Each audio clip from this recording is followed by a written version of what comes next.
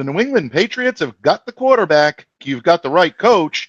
Now it's time to fix the real problem, the offensive line. Stick around. You're about to be locked in to the Locked On Patriots podcast.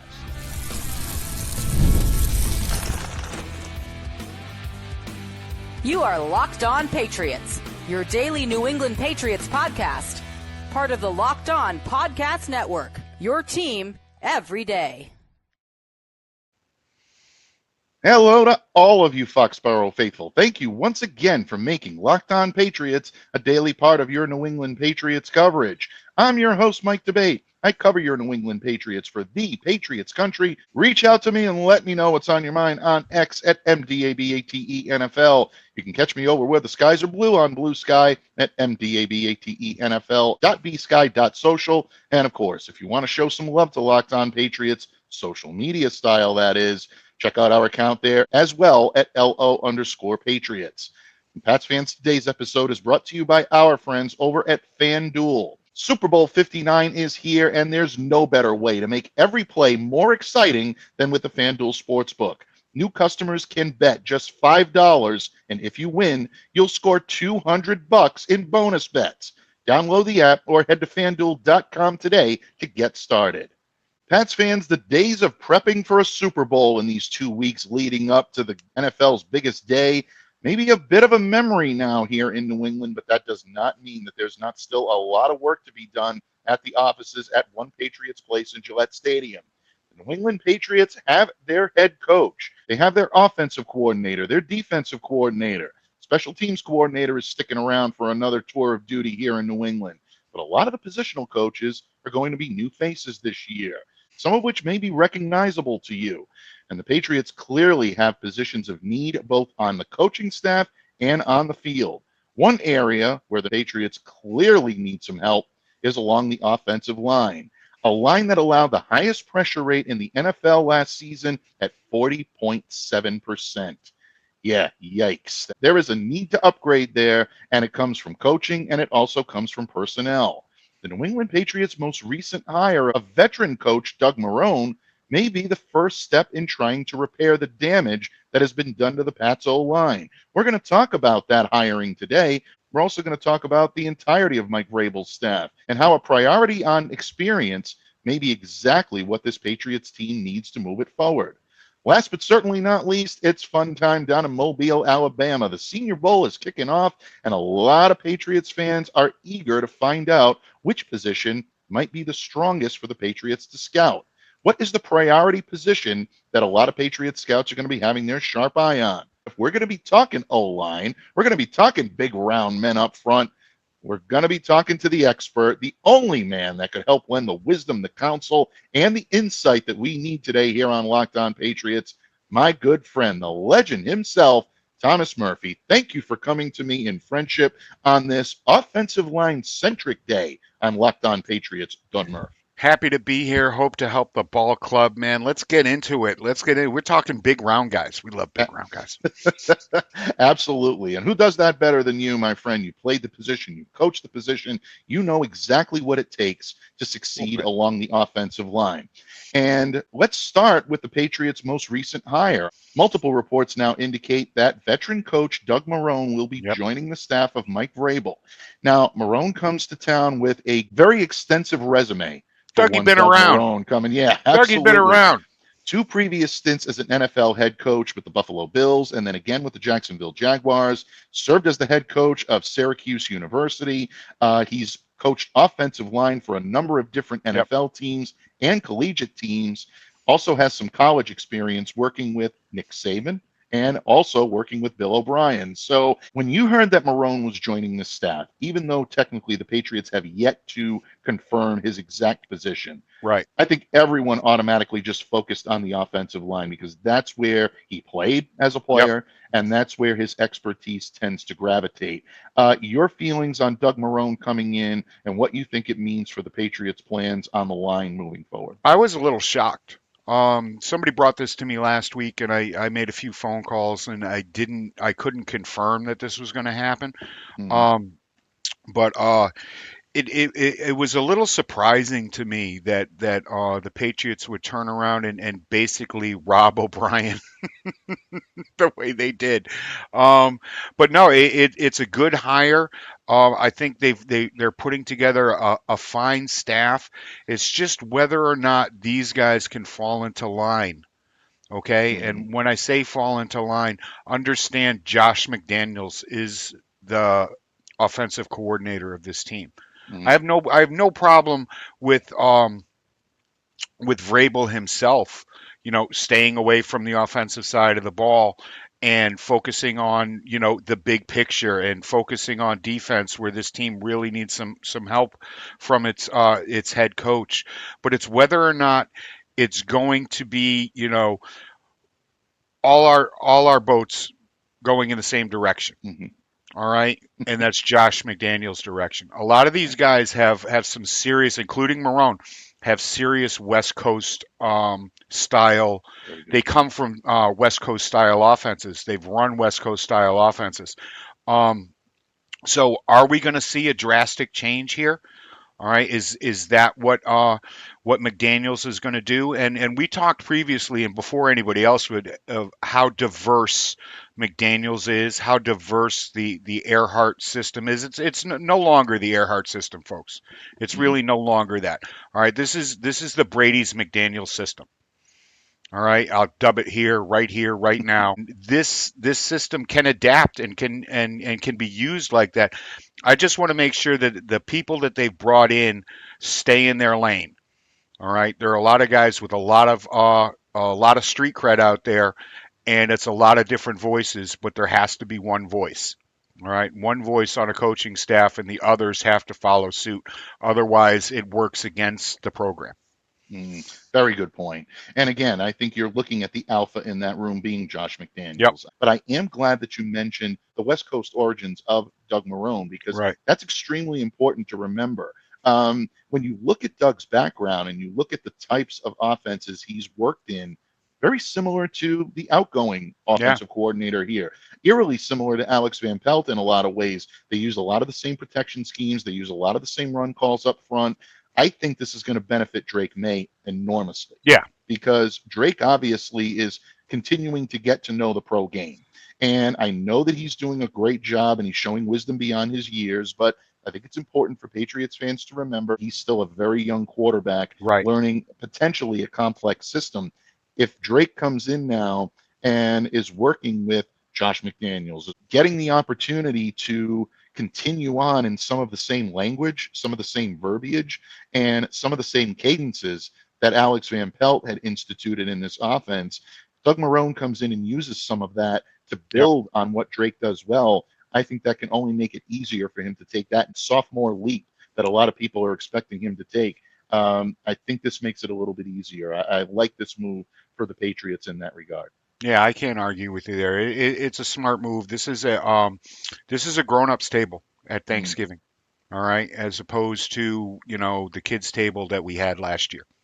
And I think it leads me quite nicely into my next question for you on this subject, my friend. And it's not just about the personnel in the coach's room, it's about the Hmm. personnel on the field. True. This New England Patriots team on the field, especially when it comes to fielding offensive linemen, not exactly a robust cauldron of talent out there right now, Murph. As much as it pains me to admit, when you look at this lineup and you look at the line that the Patriots trotted out more often than not, My God. I'm just going to give you a few rankings on each of the five linemen who started the most games for the Patriots in 2024. Yep.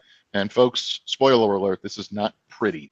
Start off with Michael Wenham, who Yep. obviously is your top offensive lineman. I still think that's the case. It is. He was graded number 33 out of number 77. Not terrible, but not the level you expect from your And best lineman. not what you were paying for, that's for sure. But Thank you. a lot of that has to do with this attitude that they took moving him around here and there and Right. everywhere last season, and you just could not settle in. And it is really difficult to prepare yourself Right. week in and week out when you don't know what you're preparing for. When Absolutely. you can't focus 100% on your position, and they're two vastly different positions, Mhm. that's what you're going to expect. I expect a lot better out of Mike this year. Yeah, definitely. When you're moving a player all around, how can you expect him to be settled into a role? How can you expect him to excel in a role when he doesn't know what his role is going to be from one Right. week to the next? Very difficult in that regard. So if you take Michael Wenu out of the equation because of that reason, then you look at the players that were more locked into predefined roles. Rookie guard Layden Robinson was graded 74th out of 77 linemen at God. his position. You You know? understand that this kid is a rookie, but you Yep. still need more production out of Right. your everyday guard. That simply is not going to cut it. That Mm-mm. type of production, folks, is the reason why you saw the New England Patriots line stutter. And, Bud, I'm sorry to tell you, it gets worse. Let's move over to the tackle positions. Yep. Badarian Lowe, 69 out of 81 tackles was his rank. You'd switch that over to DeMontre Jacobs, and I say this with every bit of respect for Trey, who I happen to think is a great guy, and I think Yep. he's doing the best job that he possibly can, but he was placed in an untenable position, 81 out of 81. Oh, damn. You're getting that type of production out Damn. of both tackles. That is nearly impossible to sustain. Then Yep. you look at the center position, Ben Brown filling in for David Andrews. Right. He was ranked 39 out of 40 centers that took snaps on a regular basis this year. So when you take a look at that lineup from And that's start to after his finish, first two games where he looked great. exactly, where we were all thinking that the Patriots had done a very good Yep. job of filling that position on the fly, things started to come off the rails very quickly. So you're Doug Marrone, Yep. assuming that Doug is going to take the reins here as the alpha voice when it comes to the offensive line. You're looking at the personnel now. Are there linemen on this team right now, Murph, where you look at it and you say, yeah, I can make this guy better. This is not indicative of who he is. I can build around this anchor as we move forward. Um, how many candles can I light for a healthy David Andrews? All right. Go to mass, I'll light all the candles you want. Him and the aforementioned Mike Onweu. Oh yeah. Okay. City So is a depth piece. Mhm. And that's what we had all year long, second and third stringers trying to play first string reps. Mm, Um, you guys all know how much I enjoy Cole Strange. mm, But is this offense going to hinder his career even more mm. than injuries already have? A fair point. And it has been it has been. This poor kid is just cannot stay healthy, and it's never been ticky tack stuff with him. It's always been something serious that sidelined him. If I'm Doug Marrone, I'm hijacking the Brinks truck that Mm. everybody wants to use on wide receivers, and I'm giving it to offensive linemen that I think that can come in here, start next year, and give the guys that hopefully the Patriots listen to me and draft. Mm. So to build that foundation and get Drake Maye to that next level, which is, I Mm. think, if you spend right and you draft correctly, this team could be looking at a playoff spot next year. Mm, absolutely. I'm so glad that you mentioned the need for new blood here on this Yeah. offensive line. And that's not taking away from any one of these guys that I think gave their supreme effort to try to do the best job that they could. But Yep. the thing that the Patriots did not have, obviously, the talent level was not there, Right. but they lacked the presence of battle tested veterans that Thank could help the you. younger players evolve, that could help these younger players grow into the roles that they were drafted for. Someone like a Caden Wallace That's or it. even a Cole Strange, who's still learning the ropes here in the pro game. These guys, Layden Robinson, these guys are young offensive linemen that really needed an alpha in that room that's Yep. been there, seen it all, done it all, gone to Super Bowls, blocked for all pros, and given them the opportunity and say, look, this is how we've done it in the past. This is how we can do it in the future. Yeah, I think there's a lot to be said for that. So I think it's important to revisit what Mike Vrabel is doing with this coaching staff. Right. We've already said it several times today, placing a priority on experience. But are the Patriots placing too many hands in the pot right now? Murph and I are going to discuss Vrabel's staff in just a moment and whether or not there might be too many cooks in the kitchen. Stick around, folks. You're going to want to hear what Murph has to say and a little bit of what I have to say on the subject as well when this episode of the Locked On Patriots podcast continues, a proud part of the Locked On Podcast Network, your team every day.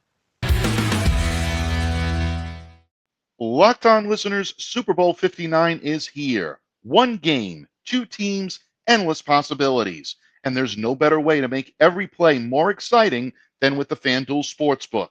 Whether it's predicting the first touchdown, calling the MVP, or even betting on the coin toss, FanDuel makes it easy to get in on the action. With live betting all game long, you can adjust your bets as the game unfolds and feel the thrill from kickoff to the final whistle. The live betting feature lets you stay involved no matter what happens on the field, and the app is super easy to navigate. Plus, knowing that you can place a $5 bet and potentially win $200 in bonus bets for the Super Bowl, well, that's the icing on the cake. Download the app or head to FanDuel.com to get started. Bet just $5, and if you win, you'll score $200 in bonus bets. That's FanDuel.com. Bet with FanDuel, official partner of Super Bowl 59. Patriots fans, thank you once again for joining us here today on Locked On Patriots as we continue to break down arguably the Patriots' most problematic area on their roster and maybe even in their coaching staff, and that is the offensive line. If we're talking O-line, you know there's no one else that could lend the wisdom and counsel and insight the way he does. My good friend, the kind of Murphy Fisto himself, the legendary Thomas Murphy of diehard Boston sports fans, joins me today. Murph, we talked a lot in the previous segment about Doug Marrone and about him coming on board here for your New England Patriots, lending a thicket of experience and maybe a little bit of battle test to this coach's room.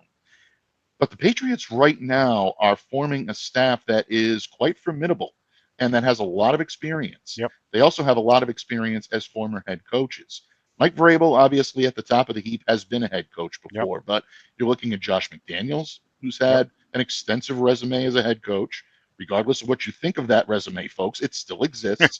He held the position. Doug Marrone has been a head coach twice here in the NFL with the Buffalo Bills and the Jacksonville Jaguars. Thomas Brown, who comes in now as the Patriots tight ends coach and the passing game coordinator. That's another title the Patriots haven't handed out in quite some time. He spent some time as the interim head coach of the Chicago Bears this year. You're dealing with a lot of talent, a lot of coaching talent, but you're also dealing with a lot of alpha voices, I guess is the best way for me to put it. I'm not going to say ego because I don't know what the dynamic is going to be in that room just yet, but these guys are coming in used to their voice being heard, maybe at the top of the heap when it comes to their position. I think the question should be asked, and I think you're the guy to ask it to. Are the Patriots stacking this staff right now with too many alpha voices, and could this lead to a too many cooks in the kitchen type dynamic when it comes to the Pats coaching staff? Yeah, it really could. I'm not going to deny that.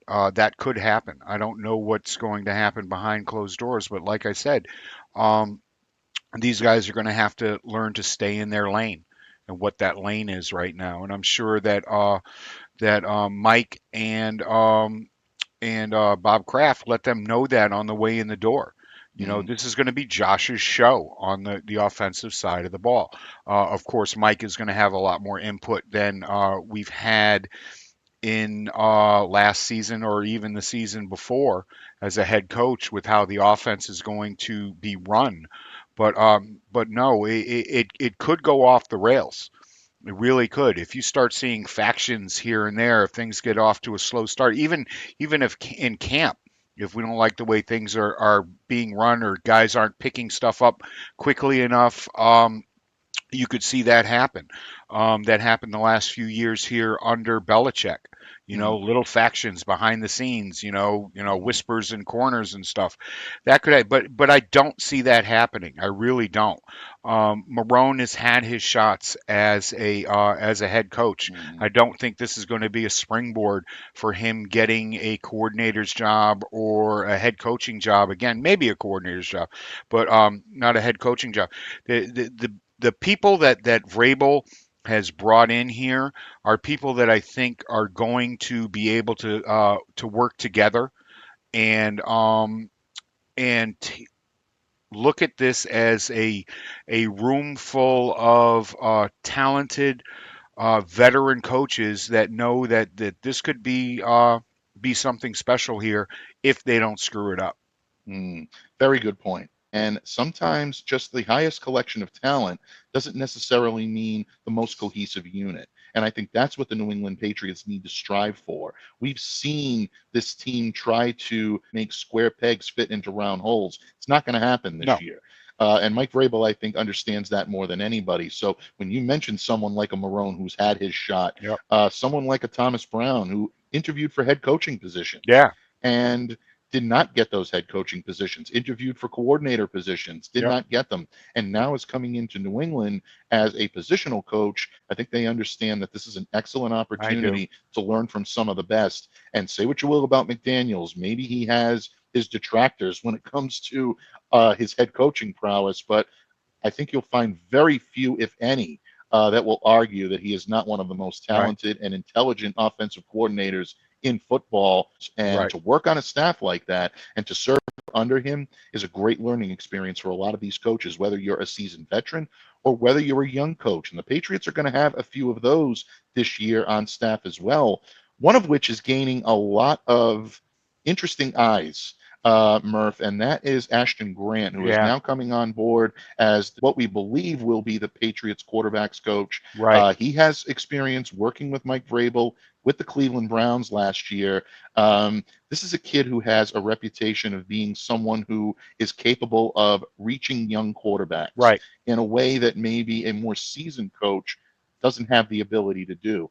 He speaks their language in real time. Is how he was described to me. And when I was asking around about Ashton, I don't necessarily mean that colloquially, but what he means is that he's able to reach across and understand what the young quarterback is thinking, how he's thinking, and what he's thinking toward the future. That type of experience now is something that I think also deserves its share of attention, because you can talk about extensive history, resumes, all you want, but experience in dealing with young players in real time is also something that I think this staff will benefit from tremendously. I agree. I was a little surprised that they would bring in a quarterbacks coach like this with Josh and his track record of working with quarterbacks. And you can go back and look at it, the success rate while they were here, as opposed to going somewhere else. But I don't even want to call it a buffer.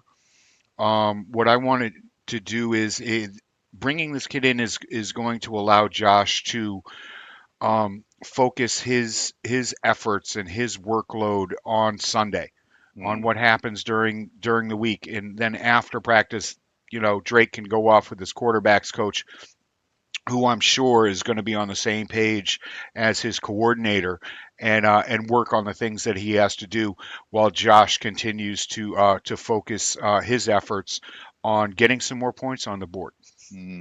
Absolutely. And you know as well as I, Murph, and everyone in Patriots Nation is nodding as you say that, if there's one thing that the Patriots need to do, and they need to make their offseason priority, putting more points on the board. But again, folks, it's not just about what the coaching staff is going to plan on Sunday. You can develop the most sophisticated, the most foolproof plans in the world. If you don't have the soldiers on the field to be able to execute them, it's not going to matter. And the Patriots will need to focus their efforts on upgrading their roster. A big part of that is the 2025 NFL draft. And you know what they say, Murph? The draft starts in Mobile, underway as we speak. Down in Mobile, Alabama, on the campus of the University of Southern Alabama, is the 2025 Senior Bowl. A lot of Patriots fans are watching very closely to determine if there are potential new Patriots that are being scouted as we speak. I believe they are. Murph definitely believes they are. Should the priority be the offensive line, or should the Patriots be looking elsewhere? Murph and I are going to discuss that point when this episode of the Locked On Patriots podcast continues, a proud part of the Locked On Podcast Network, your team every day. Listen up, Locked On listeners. As a small business owner, your work doesn't end when the clock hits 5. Your business is always on your mind, which means when it's time to hire, you need a partner that works just as hard as you do. That's where LinkedIn Jobs comes in. When you clock out, LinkedIn clocks in. LinkedIn makes it easy to post your job for free Share it with your network and get qualified candidates all in one place. And LinkedIn's new feature called Post Your Job can help you write job descriptions and then quickly get your job in front of the right people with deep candidate insights. And here's a little pro tip for you. Add the hashtag hiring frame to your profile picture to double your reach to qualified candidates. No wonder 72% of small businesses say LinkedIn helps them find high quality hires. So don't delay, do it today. Post your job for free at linkedin.com/lockedonnfl. That's linkedin.com/lockedonnfl to post your job for free. Terms and conditions apply. Patriots fans, thank you once again for joining us here today on Locked On Patriots. Joining me today on this offensive line-centric episode of Locked On Patriots is, again, the only man that can break down the O-line here on Locked On Patriots the way we need him to, my good friend, the legend himself, Thomas Murphy. Murph, you've already broken the wisdom and counsel meter when it comes to insight on the O-line for the New England Patriots today. If Doug Marrone is going to be the guy, the coaching staff can take care of the planning, but the players are going to have to execute. And we ran down the list of players the Patriots trotted out in 2024, and it wasn't pretty, Murph. The Patriots did not exactly rank very highly when it came to offensive line prowess. So that should lead Patriots fans to believe that there will be significant upgrades to the O-line this year. You've got free agency to do it. You got in excess of $130 million in salary cap space. Yep. So you've got the money to be able to do it, but you also have significant draft capital to do so. Maybe even as high as that fourth pick in the 2025 NFL draft in the first round. Mobile, Alabama is the site of the beginning of draft season, and the Senior Bowl is underway.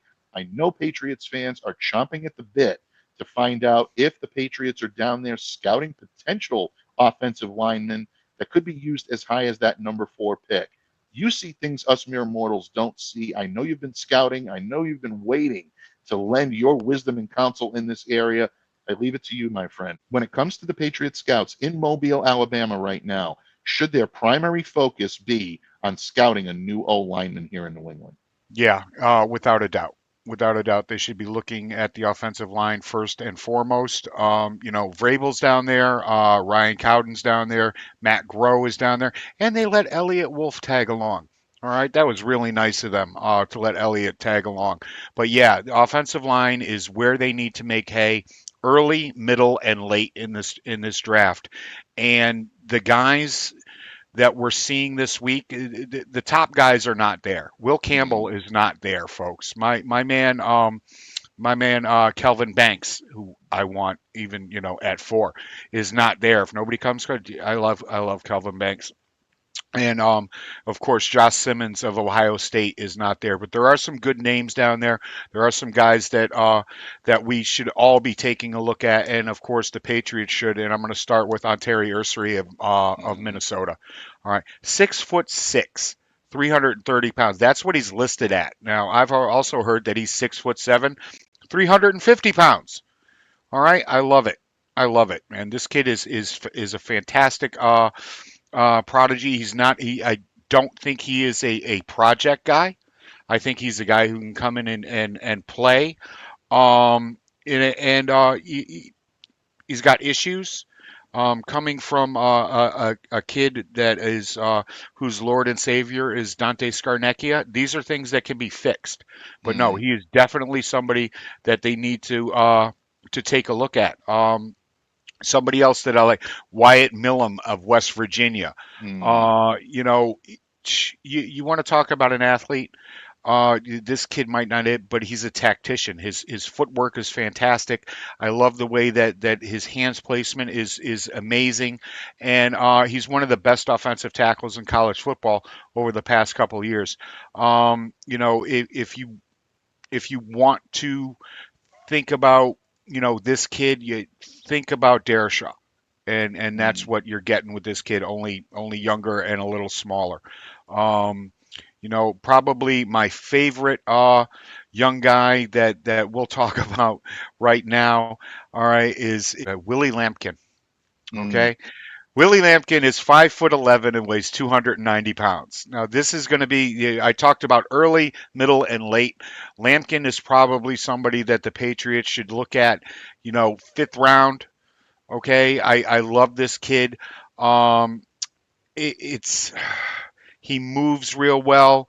He's not huge, but he's got a huge background. He's got a big background in wrestling, so he's done well. It's one of those out of the box Bill type thinking picks that I really enjoy, and I think I'm hoping makes it somewhere, but I think he would make it here really really well. The first thing that when you see him, he looks like everybody's little brother that got brought to practice. All right. So, but he overcomes that with a fantastic anchor, and like I said, he's got that background in wrestling that really works for him. He started his career over at Coastal Carolina, and then ended up transferring to Chapel Hill in 2023. So, who do you think would like to see Mr. Lampkin in a Patriots uniform? His old buddy Drake Maye. That would be good. And I also think that bringing this kid in late, we could in this offense, he could end up being a fine blocking tight end if we could get somebody to teach him to catch a pass or two. Yeah, he really could. He really could. So yeah, my buddy Thor Nystrom agreed with me on that, and he's really rooting for him too. So that's another guy that we could be looking at here, or who the Patriots should be looking at here. And lastly, and certainly not least, is Josh Conerly, okay, of Oregon. This offensive line class in Mobile is not star-studded, but it's really stacked, man. These guys are all players. And Josh Conerly has not crept up into the first round yet, let's say, but he's a top 50 player in this class. He played for Oregon going all the way back to the 2022 season. He's played in all 13 games for the Ducks. This is an experienced offensive tackle that I think can come right in and end up being depth for you anywhere along the offensive line and matriculate into a steady starter for 5 to 10 years in this league. Glad you mentioned Conerly and Ersery to begin, and I love the bookends and the way that you did that, because Ersery and Conerly, believe it or not, come in with some of the same concerns when it comes to their readiness. Lacking a little bit of polish, lacking that coaching. Like you said, these things can be coached. These things can be fixed. So if Marrone is going to be your guy, he has the ability to take these kids under his wing and be able to coach them into not only competent offensive linemen, but I think pretty good offensive linemen throughout this league. Conerly, without any question, came on in the second half of last season. I think that put him on everybody's map. But you look at his collegiate career, he allowed only 2 sacks during his time at Oregon. That was it. One of which came last year, only allowed 9 pressures. So this kid is very good at being able to use himself as a wall to protect his quarterback.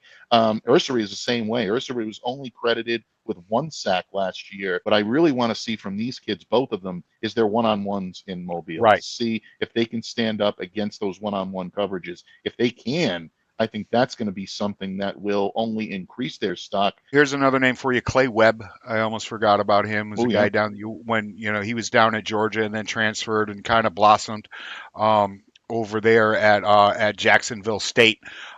Clay Webb was a five-star recruit back in 2020, 2019.